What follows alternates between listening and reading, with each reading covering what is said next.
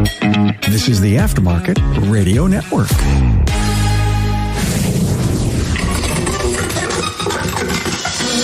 You know, unless you've been living under a rock, the technician shortage is the hottest topic and challenge in our industry. From the Aftermarket Radio Network, it's Carm Capriato, and my guest, Cecil Bullard from the Insitute, has a plan to solve the technician shortage.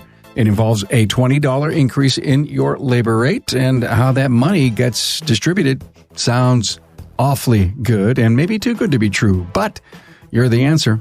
I hope you're in. Keep listening to find out. Thanks to our partners, Apex and Shopware, for bringing you this episode. You know, imagine walking into a simulated real-world environment with 10 service bays, lifts, and vehicles where you can see product demos and talk capabilities, benefits, and how to use them in real time. Well, welcome to Joe's Garage at Apex 2022, November 1st through the 3rd in Las Vegas. To register, aapexshow.com/register. It's happening real soon. Hey, why wait until the end of the month for your accountant to tell you how things turned out? With advanced analytics, you can compare any metric anytime, so you don't need to guess. It all happens with my friends and for you at shopware.com. Everybody honored to have my friend Cecil Bullard from the Insitute for Automotive Business Excellence, and you can find them on the web at wearetheinstitute.com. Hi, Cecil. Howdy, howdy. So we're in this organization called CAMP. A bunch of coaches. I'm honored to be an associate member. And Cecil comes on a couple of months ago and says, I wrote this white paper. I'm passionate about how to fix and change the technician shortage. And we all sat in our bated breath, and he kind of sent it to all us, and we all read it, and he gave us, an overview of it, right? We just said, oh my God, this is brilliant. How could we literally make this happen? What kind of shoulder do we have to put into to make this happen? So you've been on a podcast binge, talking to everybody that you possibly can. You're probably writing op-eds in magazines. There's a movement going on here. And I may be the last person to finally get an interview with you, but I'm happy that we're doing this. Let's jump in this thing.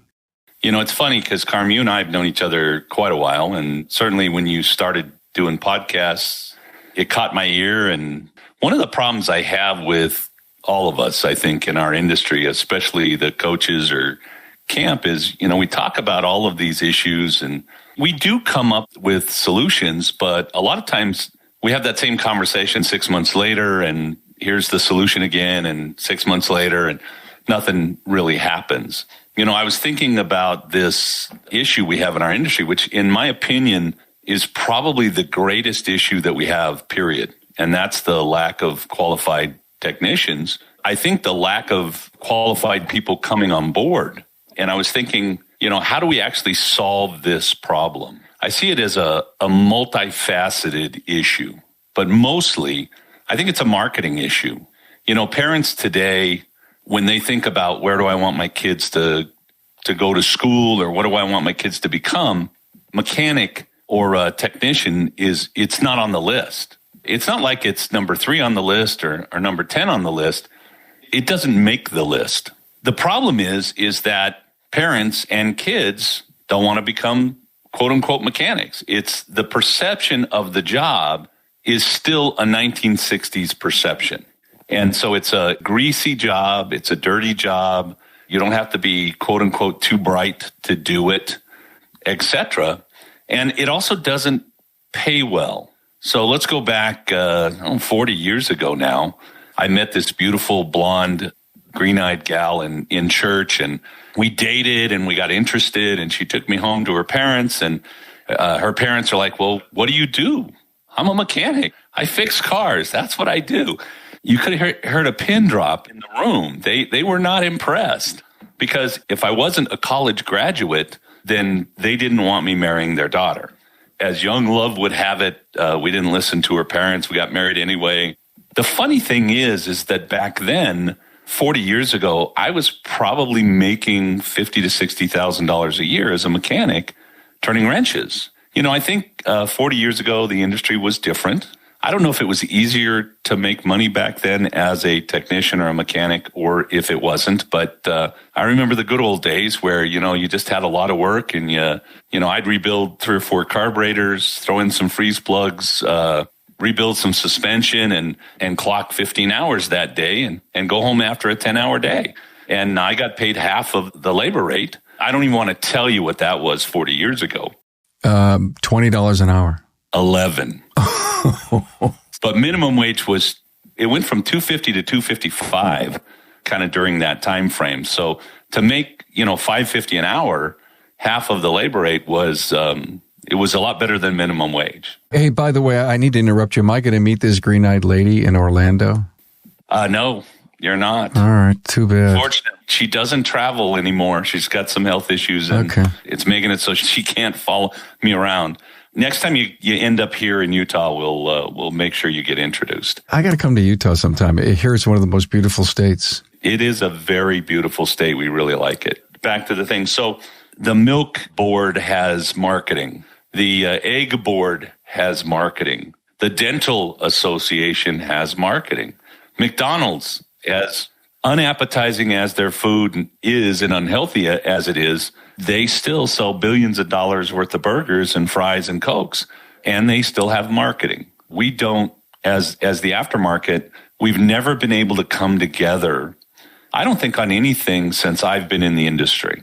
So over 40 years, we have never really come together completely on anything. And we all know the problem. 250,000 shops, give or take whatever your number is. We're all independent. The independent, even some dealership groups that may have 35 brands can get together and have a focus and a great marketing piece and a great recruitment piece. But we are independent. And that means that we all do it differently. Yes. And we don't want someone else telling us how to do it. There's ego involved. There's a lot of things involved there. And who knows? That's another topic for another podcast. So I'm thinking about even being a mechanic. I've been running shops, I don't know, for the last 30 years and owning shops and et cetera. And I've always thought we just don't make enough money either as a business or as a technician in the industry, not for what we do. When I came in the industry 40 plus years ago, I spent $5,000 a year for the first 10 years I was in the industry on tools. My boss didn't pay for those. I mean, in a way, I guess my boss paid for them because my wages allowed me to do that. And as I have been in the industry my entire year until the last, 13 or 14, I probably spent at least $5,000 on tools, even when I wasn't working on cars. The last 14 years or so, I've solely been a coach and a consultant, so I haven't spent that money. In fact, I put my tools away and my hands have healed up and I don't have any grease on them anymore, and that's all great. Back to the white paper. It really talks about kind of two major parts. Number one, since we aren't necessarily paid where we need to be, what if a majority of the shops in the United States and Canada raise their labor rate $20 an hour tomorrow?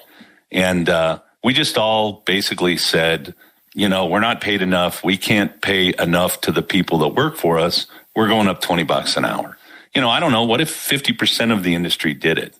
I don't even want to spend that money as a business owner. I don't want the business owner to take a nickel of that $20. I want to take half of it and pay it out to technicians.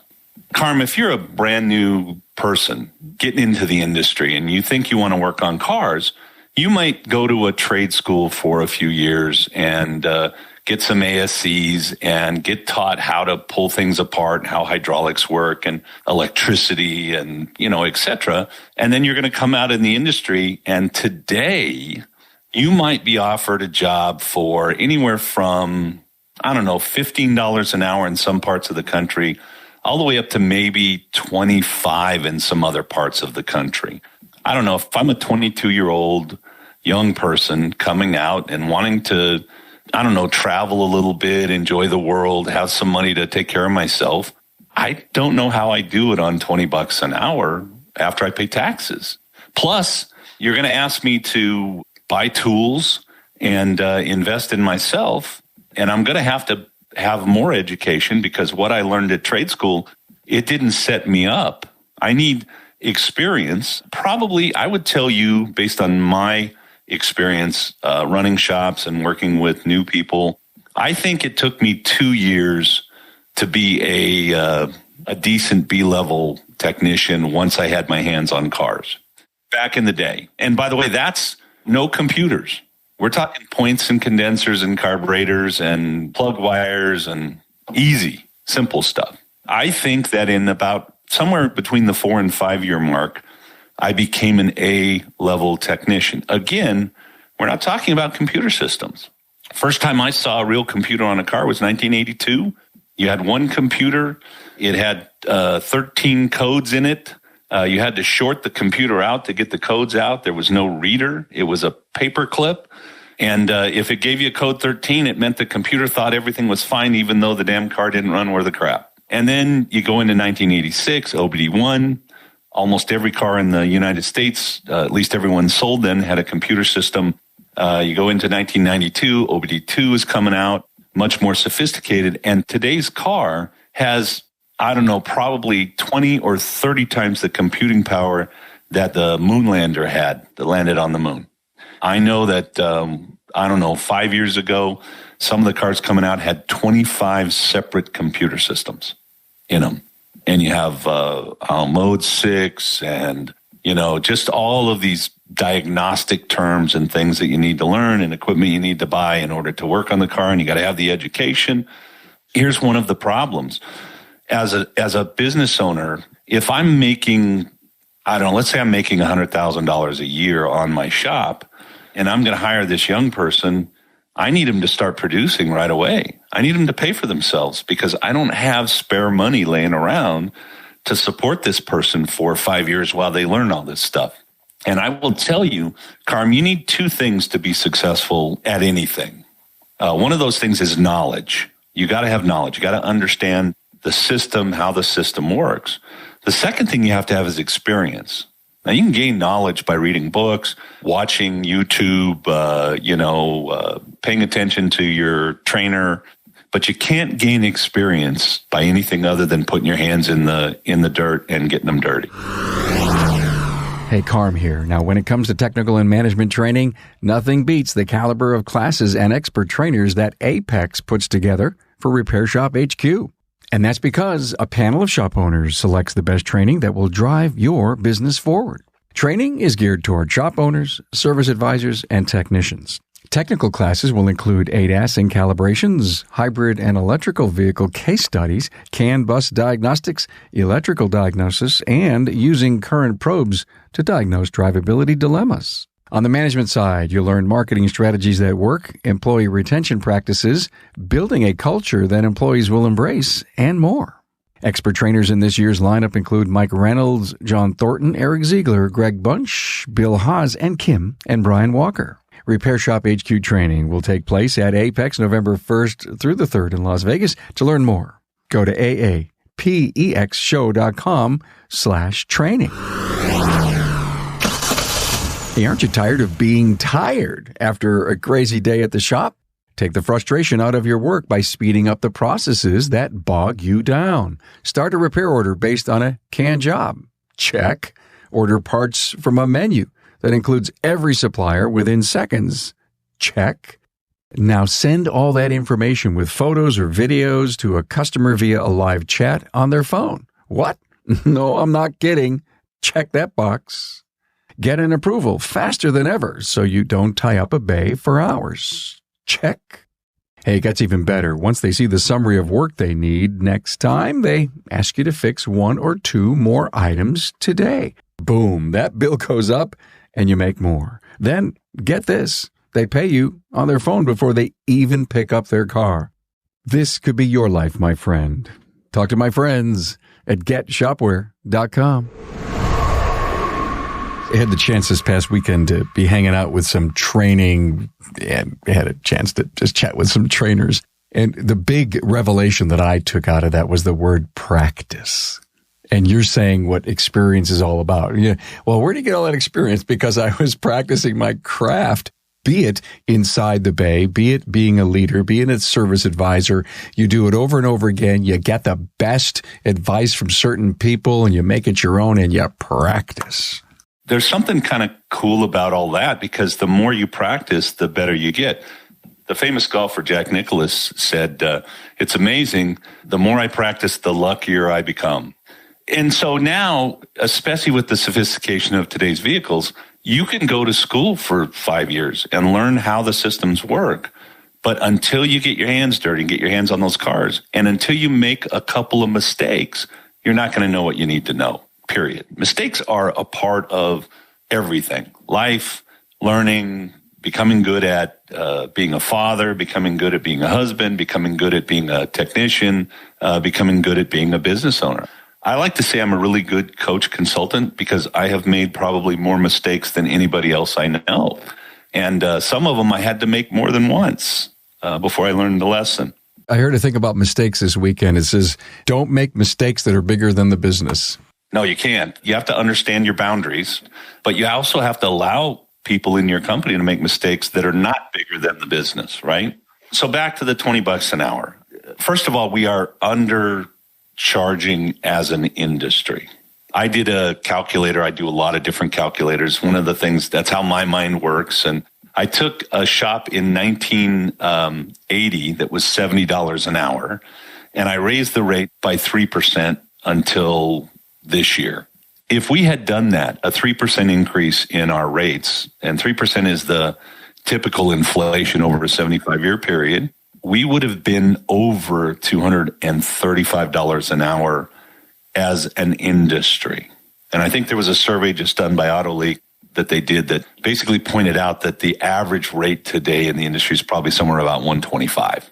So we are easily at half of what we should be. And I think there's another statement to be made here, Carm. If the shops that cannot afford to do training and buy equipment are not going to exist in our industry 5 years from now, they just aren't. And so we need to charge more only if we're going to pay more to have money for equipment and education for our staff so we can keep up with this proliferation of computer systems and electric cars and hybrid cars and ADAS. Oh, there it is. See, it only takes me a minute when I'm not thinking about it. It landed. I saw it hovering up there. Yeah, and then you saw it come in because my eyes sparkled. So what if everybody, and I mean the guy that's charging $70 an hour and the guy that's charging $180, what if we went up $20 an hour? Would we lose a bunch of customers? Well, I've seen it happen time and time again where my clients have gone up $15, $20, $30 an hour. And in fact, we never lost the customers that we didn't need to lose anyway. So I want the owner of the shop, every owner, to go up $20 an hour. And it has nothing to do with pay the coach or this is just another coach saying raise your labor rates or whatever. I want you to take $10 of that and pay it to that technician. I don't care if it's a master technician. Those guys, for what they do, they're not making enough money, period. You know, and every single shop owner that has a good A-Tech in their shop says to themselves, this guy is amazing or this gal is amazing and they're not paid enough. I wish I could pay them more. Now, let's take that guy that's going to come in or that gal that's going to come in, that starter, and instead of paying him, I don't know, $18 an hour, let's pay him $26 an hour. You can't take the whole 10 and give it to the employee because you got to cover FICA and FUTA and workers' comp and, you know, your load. So you're going to end up taking 70% or so, about $7 an hour, giving it to your tax. And then you're going to use the rest on your FICA and FUTA and workers' comp, the other $3 an hour. Now, we still have $10 an hour left over, right? I still got that extra $10. I still don't want the shop owner to take that money. Most shops don't have the kind of benefits in their business that would be attractive to the average person today. I ran across the shop the other day, 3-4 months ago, that wasn't even paying a week's vacation to their employees. They said, I let them take a week off, but I don't pay them anything. This is also a shop that netted, $29,000 last year. It's, an underperforming business. Believe it or not, we've already really made a huge financial difference in that business. And now the employees have vacation pay. We need medical. We need dental. We need a good retirement plan. We need tools. We need education as a part of our position in an automotive business. I'm not just talking about tax. I'm talking about service advisors, shop owners, foremen, managers. They need that education in our industry. It's changing so dramatically and so rapidly. We have to have it. I want you to take $5 of the 10 that's left and put it into a benefit program and structure. And if you already have one, add to it, reinforce it, make it better, okay? And that leaves us with $5 left per hour. Now, if every shop in the United States raised their rates, and Canada, and they took $5 an hour and put it into a non-profit company designed to do three things. Number one, market to the industry, to the parents and to the kids out there, starting in elementary school, that this is a great place to work. It's challenging. You can get paid well. You can have a great life. You can raise a family. You can travel. You can do what you want to do. And what you make and earn in this business will not only support that, but give you fulfillment in life. There is so much opportunity here. It's there, but not a lot of it is taken advantage of, frankly. Let me stop you for a moment. The shop that wasn't making a lot of money, who's listening to this and said, well, I'm $70, $80 an hour and I got to go up 20 to 100. First excuse is, I'll lose customers. We know that is not true. I've been doing this a long time. How many times have I done an interview? Cecil, you've heard it 150 times. I've heard it at least 150, 300 times. It's never affected my business, only in a positive way. But I get all the benefits and everything, but we still have to, it's not going to put enough profit to sustain the business. And I think it goes, you don't talk about this in your white paper, but it's still about the sustaining profitability of the company. They've got to get into a networking of 20 group. They've got to get up and above. And I think this whole join an association and get involved in the industry is going to catapult someone up and benefit from that increase. What we know from our statistical data, and we go back when we bring a business in to our organization, we have a dashboard that will go back 37 months and pull data for 37 months. And then from then on, we look at the data and we know that shops that are involved with coaching, consulting, training, and I mean as for business, whether it's a 20s group or a one-on-one or just I go to 3 or 4 educational classes. Hell, just going to Carm's remarkable results and listening to some of the business podcasts and some of the stuff that the Insitute does that's out there for free greatly improves the profitability of the businesses. The businesses that are getting the best return, the best profits on their company, and believe it or not, those businesses also have huge rave reviews from their customers, are the businesses that are involved in some type of education, business education routinely. Even though we don't talk about that in the white paper, I will tell you that there's another white paper that basically says the fact that we are not all a part of an association and that we don't have some minimum standards in our industry for education is insane, right? And it's keeping our industry back. And even though those guys that are going to listen to this and say, Cecil's full of crap and that's never going to happen and I don't want to be involved in that, they would be better off being a part of that, frankly. They'd have a much more secure business. They'd have better profits. They'd have a better business. And we know it from all of the data. Don't get me wrong. There's a rule. I don't even know what it is. It's not Pareto's law, but there's another law out there. And it basically says something like 15% of the people in any given thing, profession or whatever, will excel. They're going to be at the top. That's just who they are. There's another 15% or so that are going to be at the bottom. And then in the middle, there's about 70% that are going to be in the middle. So there are some shops out there right now that have never done any training and they knock it out of the park. But that's not the rule. That's the exception. And whether you believe it or not, most of us are not exceptional. I'm in so support of that number. I've always been playing with 20 top, 20 bottom, and 60 in the middle. But however you look at it, the concept is accurate and it's right. And only a few in that middle group, to your point, are exceptional because they're waking up to the story. Is this a hobby? Is it a real business? Cecil, how many times have I had coaches on saying this extended family that you employ, Are they not as important as your real family? And so what are you doing to grow your real family, the weddings and the college and everything that you need to provide as a father, as a mother? And then you come to work and you can't see everything that you must do for this other place, that this group allows me to do this for my family. So why would I not take the kind of advice you're passing out and do something with it? I have a new client that came on board about 3 months ago. And so we were having a meeting last night, and in talking to him, he was telling me how terrible his day had been. He had a terrible day. It was a terrible day. He had a comeback, a wheel fell off of a car. It was his car he worked on. Cost him $1,200. When we talked, he said, I'm like $7 in the hole for the day.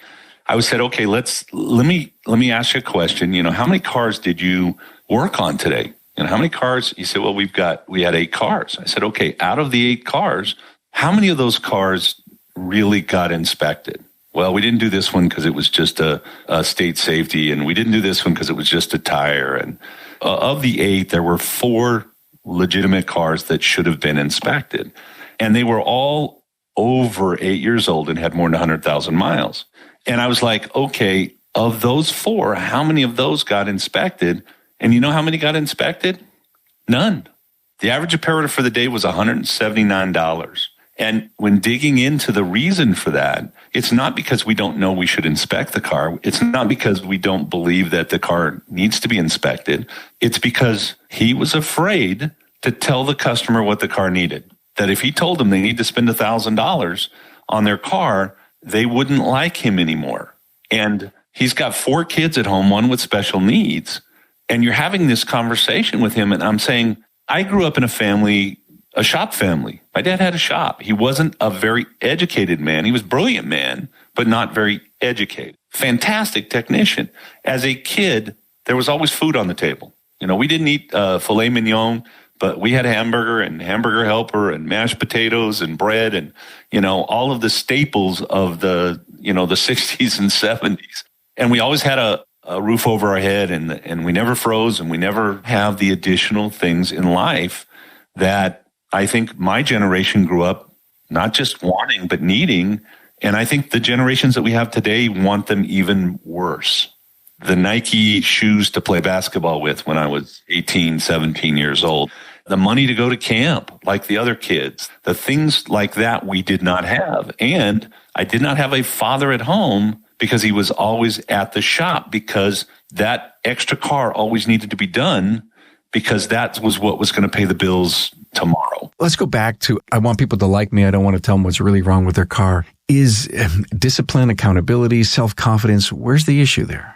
I think we have an industry that there's still so many guys in the industry that do not have the self-esteem and they don't see themselves as having real value in the world. I'm just a mechanic. So just like my in-laws felt like you're substandard because you don't have a college education, I think we think we're substandard because we're not like that lawyer or that doctor. And I cannot tell you how much of a crap statement that is, and that we have that in our heads, because we literally deal with the thing that gives our customers the most freedom in their lives. It's their vehicle. And if you don't fix those brakes right and somebody gets in an accident, people can die or be injured and have lifetime injuries because you didn't fix their car right. And you could have a mom and her children stranded on the side of the road because you were afraid to tell them that they had an oil leak in the car and it was going to take $1,200 to fix it. It's not rational.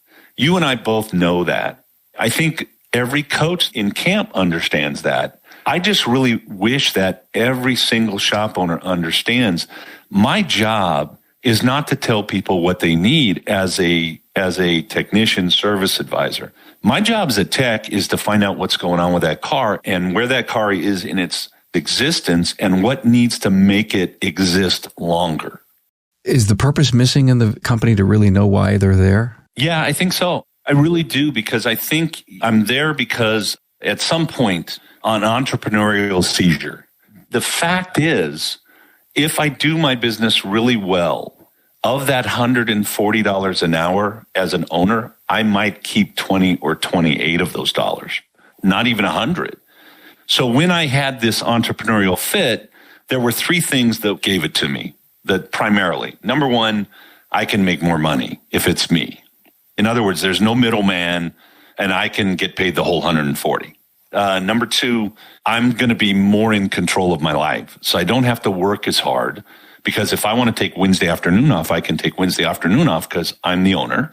More freedom, more control. But there are these things that make us think, if I own the place, I'll make all the money, I'll be in control of my life. And number three, nobody's going to tell me what to do.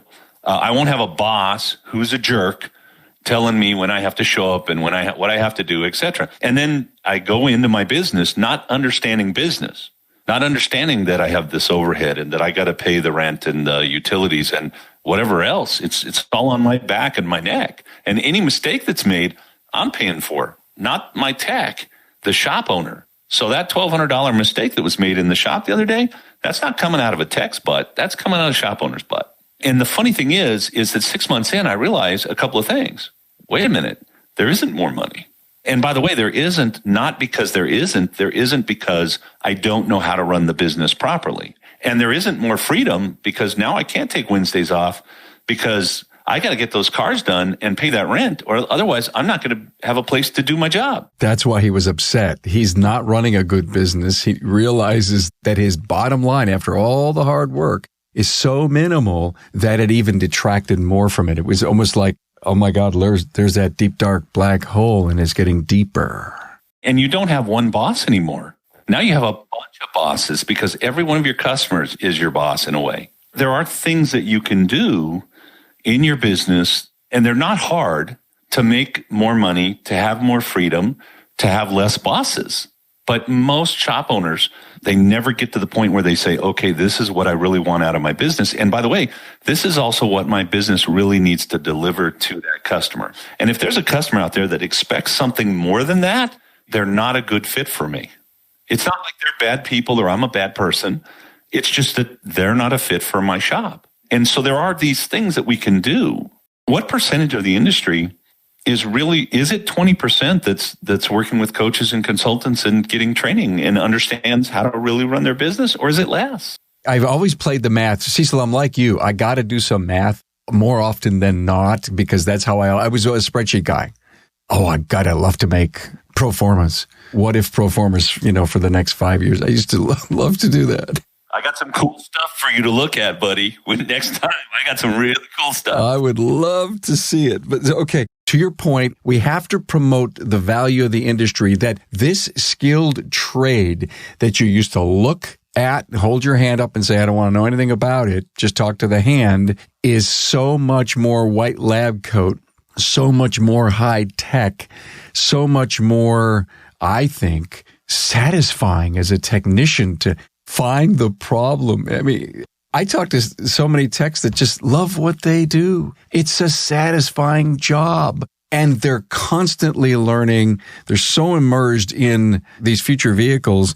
But how does that last $5 thing work? It's question one. I don't know if it's an association or an organization or a nonprofit, but we need something that will, and we're looking at that. So there are several coaches that are looking at what's the nonprofit, and it needs to literally carry out three things. And then there's one more level to this. So the nonprofit needs to market to moms and dads and kids and say, this is not what you think it is. This is so much more. But by the way, we also then as an industry have to be so much more. You can't go have that experience in a shop that wants to hire you for $15 and then gets pissed off at you because your second oil change, you make a mistake. Even when you first start out, you need to have a career that will allow you to have a life. Not, I have to bring my lunch every single day and I can't ever go see a movie because I can't afford that. I couldn't go on a date because I don't get paid enough. We have to have a life. So we need, whatever the organization is, to market. And I mean, we need to be out there. It's so funny. I'm home watching TV with my wife. In an hour, there are 15 Dupixent commercials. I mean, there's 15 food commercials. Mike Lindell. Oh my God, I'm so tired of hearing that guy's voice. But that sells. Like it or not, that sells. We need to be out there talking about the benefits and the industry as a really great place to go. Now, that's part of it. The second part is we need to create scholarships and mentorship programs through this organization for young people who want to come in the industry. So now I'm bringing that person in while they're getting educated. They're also coming into my shop, and I'm getting them a hands-on experience as well as the education. You know, for me, all of these tech schools, they're wonderful, except for one thing. When the guys come out of the tech school, they're really smart, but they don't know how to put their hands on a car. They just haven't had enough experience. And I'm selfish. So if you're not putting your $5 in, then you're not going to be in the mentorship program. You don't get to have these brilliant young people come to your shops. The next thing, the third thing is not just having the scholarships and the mentorship programs, but now having the employment. These are the opportunities for you students. We're going to get you employed in a good shop that's going to pay you well, that has good benefits and an environment where you can learn and become a master of what you do in this industry. And so those three things, the organization needs to be set up to do. And it's got to be a nonprofit, because if it isn't, you know what happens. Guys are going to say, well, they're taking all my money, and that guy's living a lifestyle because I'm paying my $5 an hour in. It has to be an organization that's a nonprofit. And there are a couple organizations that are already out there trying to do some of this. The question is, can we adopt one, or do we have to create one? Right? And that's kind of where we're at as a group of coaches and consultants at the moment. And then the fourth thing is that every single shop owner needs to go down to the local high school, junior high, elementary school, and volunteer some of their time to go and take a new car in and a computer and just bring the students in and show them what's there and get them thinking about how interesting this career can be and how the future of this career can be. If we did those things, Carm, if we did all of that, first of all, think about $5 an hour, 250,000 shops, 40 hours a week, average of, say, 3 guys in a shop. There's some 1-guy shops, there's some 10-guy shops. The millions, maybe tens of millions, hundreds of millions of dollars that could be spent on this. And if we don't do this, first of all, there isn't even a pool out there right now. There's some moisture in the air that might land on the ground. And by the way, the clouds are going to disappear and the vapor is going to disappear if we don't do something about it now. And we should have done this 10 years ago if we didn't want to be where we're at now. And we need to look 10 years down the road and decide, do we want to have half the shops closed? Which, by the way, that might be really good for some of you guys, but it's not good for the industry. It's not good for the suppliers. It's not good for the customers. But that's what's going to happen if we don't do something now. With you, man. I had a dovetail on something you just said. In early September, I did an episode called Why Speak to Fifth Graders. Your friend Bill Haas was on, and Andy Fiffick and Craig Noel. And I got to tell you, they hit it out of the ballpark. It was an academy, and they talked about, and Andy Fiffick goes out all the time in the Cleveland area, and he says, Carm, you got to see the energy in these young people. He says, and then what I do is I go back to career day for the 6th graders and then the 7th, and I continue to work with them all the way up. Well, ironically, yesterday was our advisory committee meeting for the local college that I'm on. The new president of the college was there. He's got to get butts in the seats no matter what course the college offers, and he loves this very active advisory panel for automotive technology. Cecil, everything you're talking about, everything we talked about in the 5th grader thing, everything that we've ever been preaching about being involved with education, this skill trade, we had the teachers in the room. And here's the deal, and it's going to sum up this episode perfectly. Everybody's looking at each other and says, so how many times have we had this discussion? And our chairman finally said, guys, let's stop the discussion and get into the how. We got to do this. So we finally formed some committees. There's the doctor, the president of the college saying, I'm going to contribute. I got a marketing department. We're going to do this. And he says, if we have to equip a van and put stuff on it and go out to the schools, right? To your point. And I just sense a groundswell of people saying, if we don't do something, I think we're toast. We work with 170 shop owners through our company around the United States and Canada. Every shop owner I have needs a good technician, could use a good technician. Half those shop owners absolutely have to have a good technician or it's costing them money. 10 or 20% of those guys, it's greatly affecting their bottom line. And here's the deal. 20 years ago, when I ran an ad, I had 25, 30 responses for a tech, and half of them were garbage. Maybe there was 6 really decent candidates in that pile. 10 years ago, I ran the same ad or an ad like it, and I ended up with 10 responses. And of the 10 responses, maybe there were 2 decent candidates. Today, I run an ad, and 6 months later, I have not had one decent candidate answer my ad. I'm not saying that personally. I'm saying that I currently have 20 to 40 shop owners that are constantly running ads that are not getting response. And there's a couple of guys in our industry who understood this and got this 5 years ago, who have a lineup of people waiting to come to work for them, but their shops are exceptional and their pay is exceptional and the opportunity is exceptional for anyone that wants to come to work for them. For the majority of the shop owners out there, if we don't, Carm, we cannot rely on the colleges or the trade schools to do this for us. We owe it to ourselves to get this done and get it done now. Here come the grads. I don't care if it's the high school co-op program that they don't want to go on to college if they want to find a place, or it's the 2-year college. Some of them don't even have EV equipment to work on. And here we have a shop that's doing hybrids.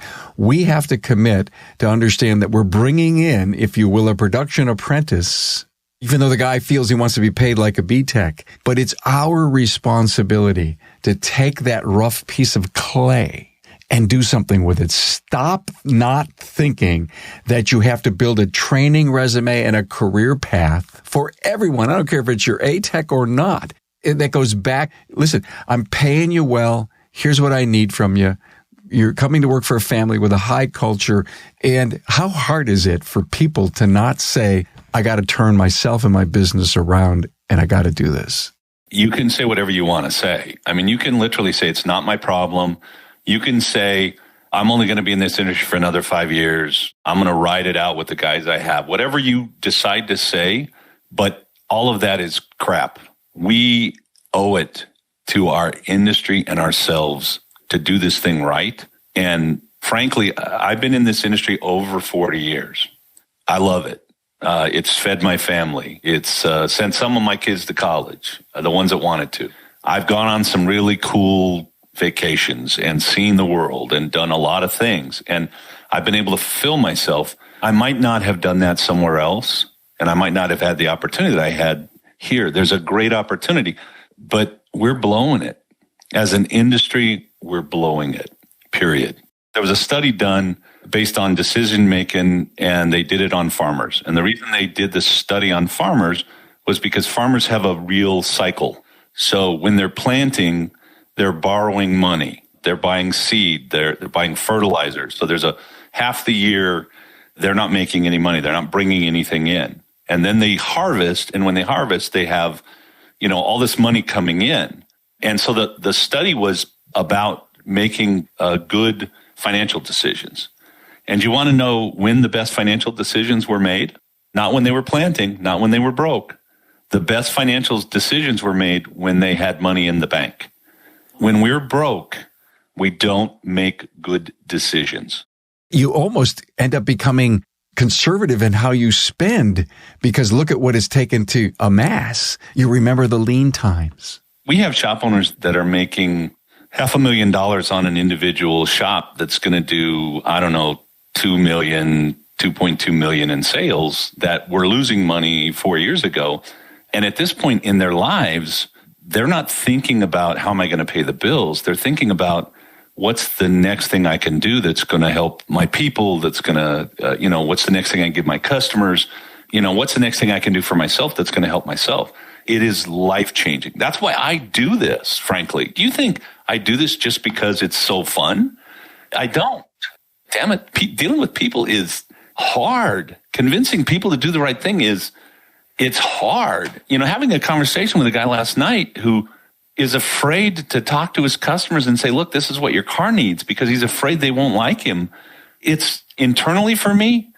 I mean, my blood pressure's going up, my tension, my nerves, everything, because he obviously doesn't understand what his job is, and he doesn't understand how that affects his family, his business, his employees, and his customers. Okay. So you get all fired up. Your blood pressure goes crazy. You're a rocket. Boom, 4th of July. Boom, there. But you do it after you hang up. And then you say, what the hell am I doing this for? Okay. If I know you're going to stop, think about it, sleep on it, and get up the next day and says, I got to fix this guy. And you come up with a plan on how to change attitude, perceptions, self-confidence, self-assurance, all that stuff, right? It's something we do every day as coaches and consultants, because if you're not able to do that, you're not going to be good at what you do. Carm, I do this for the light bulb. That's what I do it for.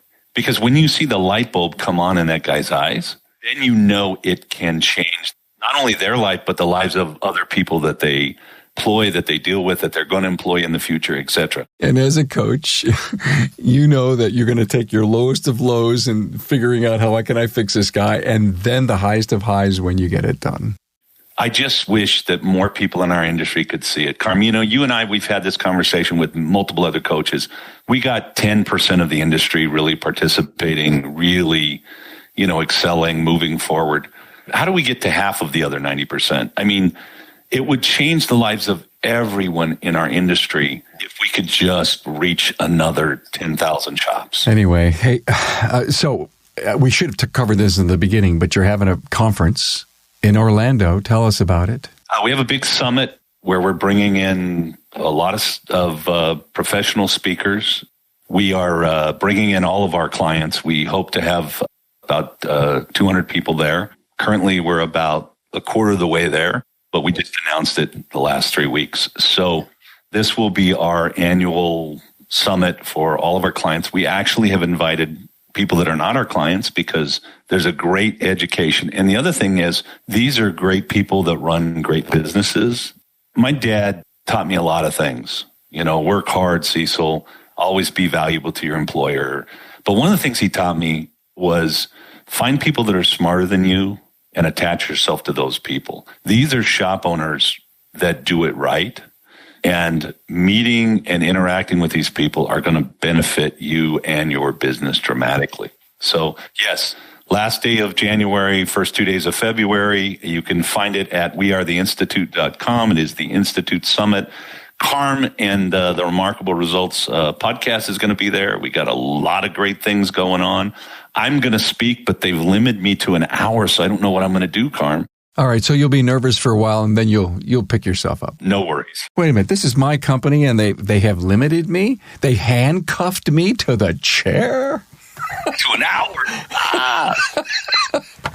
I'm really working on something that I've never done before. I think it's going to be amazing, frankly. I'm very excited. This is our first one. We bought Arlo Training in 2021. It took a while to bring the two companies together and to get us focused right. We're there now. And holy smokes, it's expensive as all get out. So come, so it costs me less money. Yeah, we need you. So if somebody's not in the Insitute, organization, can they just get on there and? They can. Okay, cool. There is limited space. I think when we get to 200, we're going to be, the hotel's only so big and et cetera. Banquet rooms, food. I mean, you got to live inside of a constraint. I get it. If you've ever been to anything that the Insitute does, we eat well. Wow, this is my first. You're going to gain 10 pounds, so you better diet before you go. Right after New Year's Eve, I will starve. There you go. Just a little bit.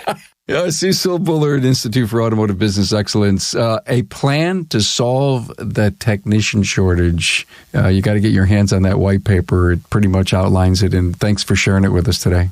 Thank you, Carm. And I'm ready to do another one on whatever you want to do. Power of profit. We're going to do it. I'll call you. Thanks, man. All right. Thanks for being on board to listen and learn from the premier automotive aftermarket podcast. Until next time.